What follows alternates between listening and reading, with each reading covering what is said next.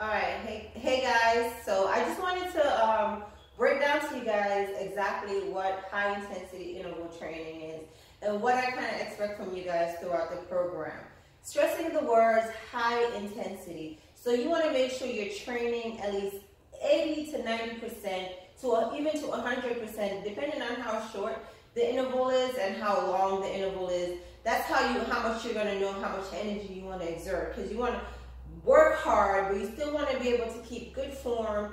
You want to be able to last the entire amount of work period that is set for you. So whether it says 10 seconds or 60 seconds, you want to give it your all. You want to make sure you're doing the exercise correctly, and you want to push yourself. It's all about pushing yourself when you're doing high intensity interval training.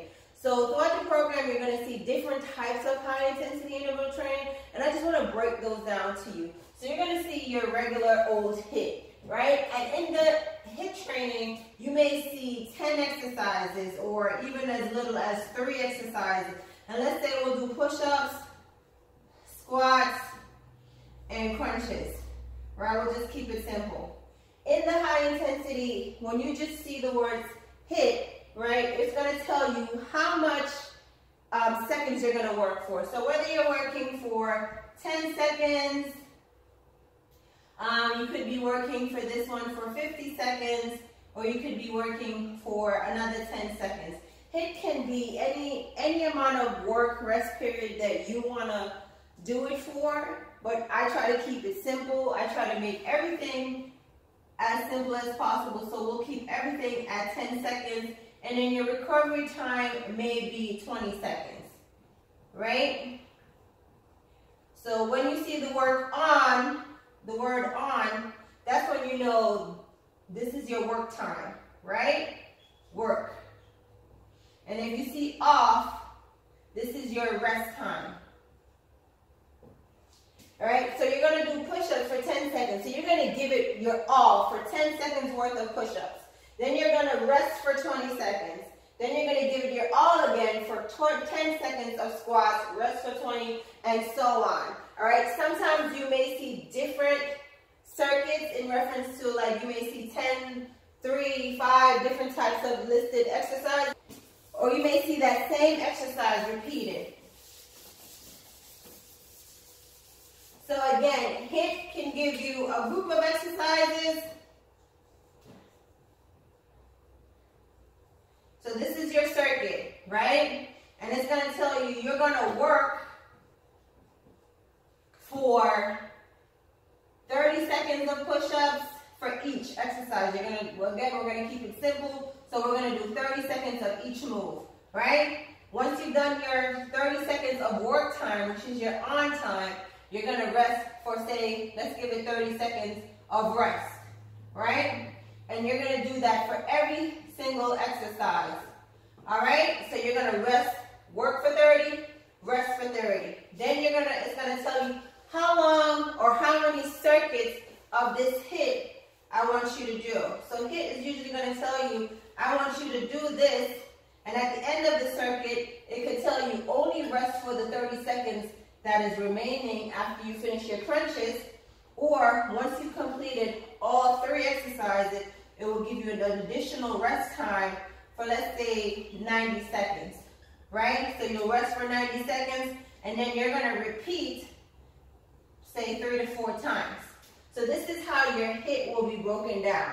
So again, a group of exercises, you'll get your circuit, and you're going to get the amount of work and the amount of rest, and how much, if any, rest at the end of the circuit before you repeat. Sometimes there'll be no rest at the end of the circuit. You'll just rest your regular 30 seconds, and then you'll repeat, right? And then it will give you for the amount of time.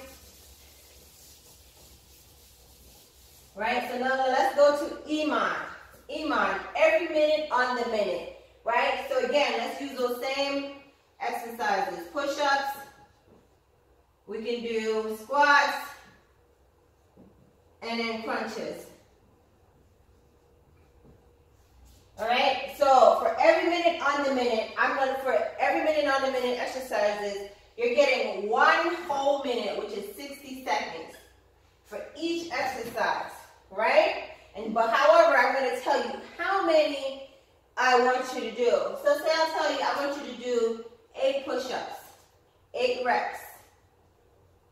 For squats, I want you to do 30 reps. And then for crunches, let's do those same 30 reps. Right? So now you have 60 seconds to do each individual exercise. So you have 60 seconds to complete 8 reps of push-ups. Whatever is left in that minute, that is your rest time. Once that minute is finished, you're going to move on to squats. You're going to do 30 reps of squats. However long it takes you to do those squats, whatever is left out of that 60 seconds is your rest, and so on. Same thing for crunches. And then I'll tell you, repeat this EMOM for 15 minutes, because we got 3 exercises. That's about 5 rounds, right?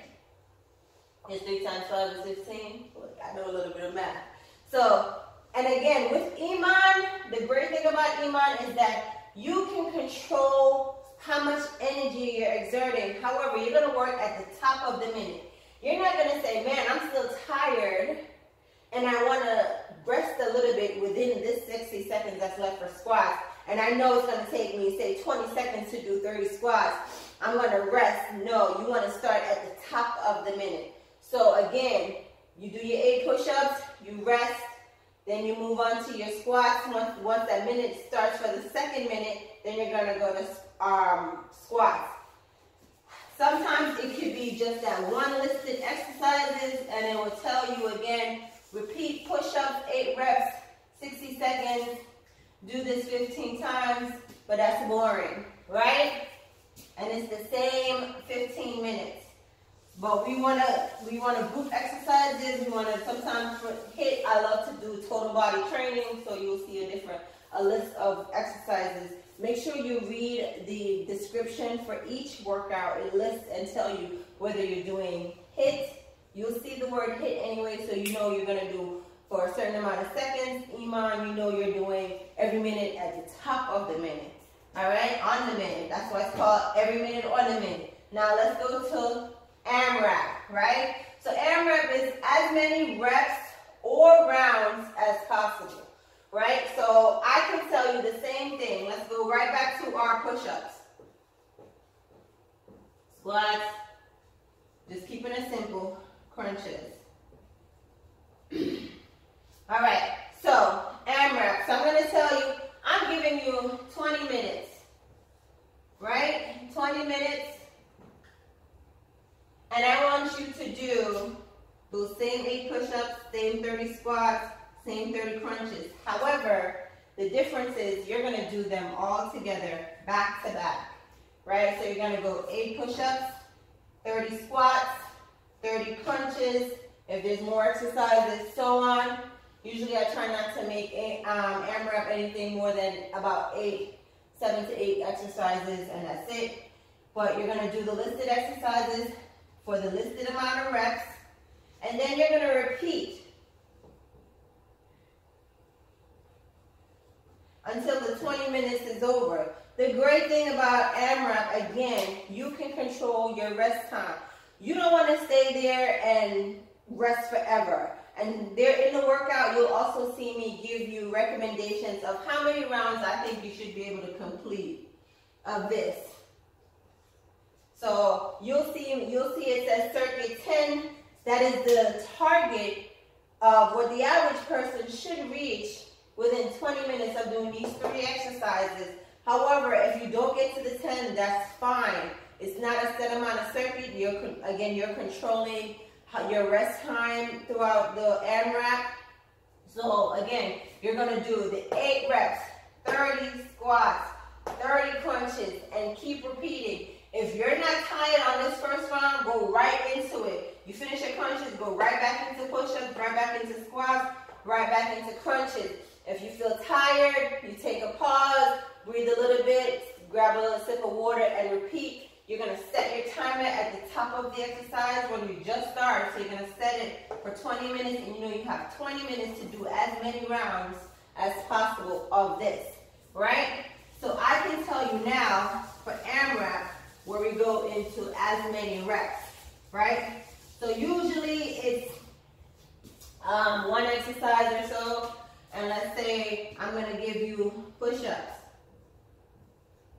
right? And I'm going to break it down for you. So I'm going to tell you, you have 2 minutes to complete as many reps